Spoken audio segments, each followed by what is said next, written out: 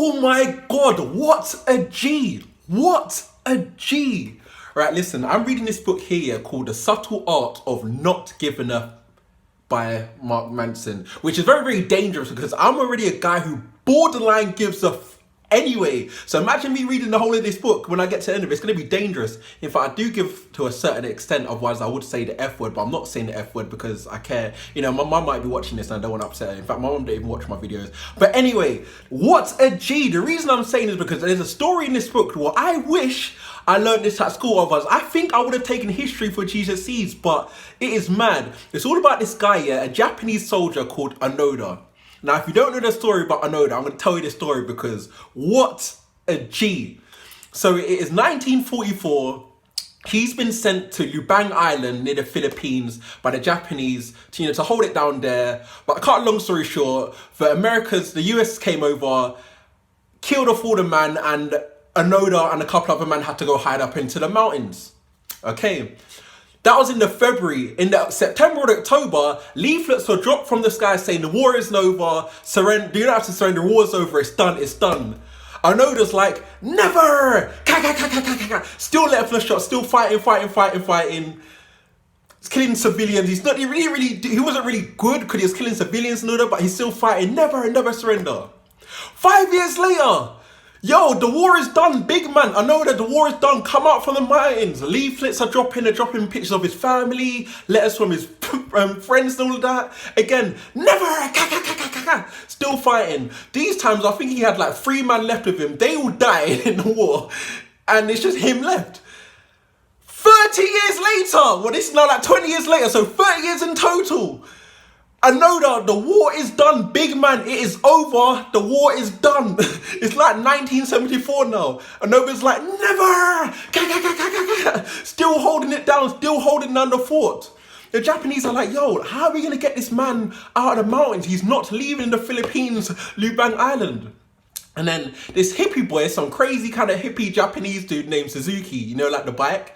He was on a mission around the world to find like the abdominal snowman and all of that. And he also set himself a mission to find Onoda.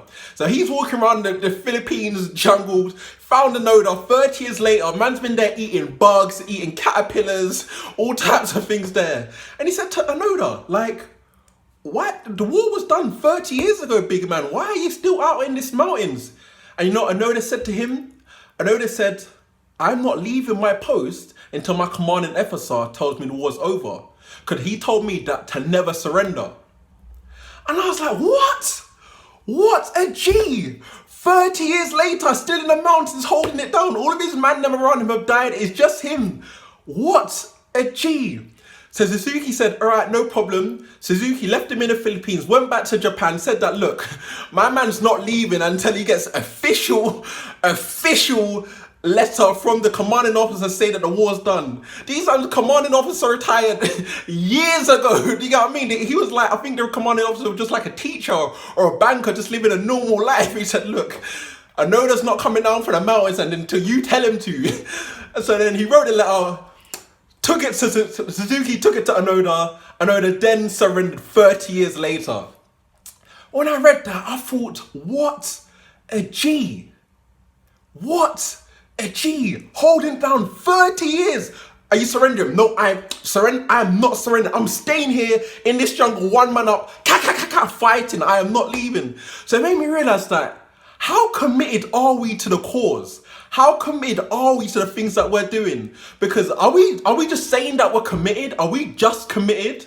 Or are we bacon and eggs committed? Like I used to like that saying, you got to be bacon and eggs committed because the chicken's involved, but the pig is committed. But I can't really say that anymore because you know why. But it's a new type of commitment now. Are you not just committed, but are you Onoda committed? Are you 30 years holding it down? I'm not moving committed, because that is a different type of commitment. What a G.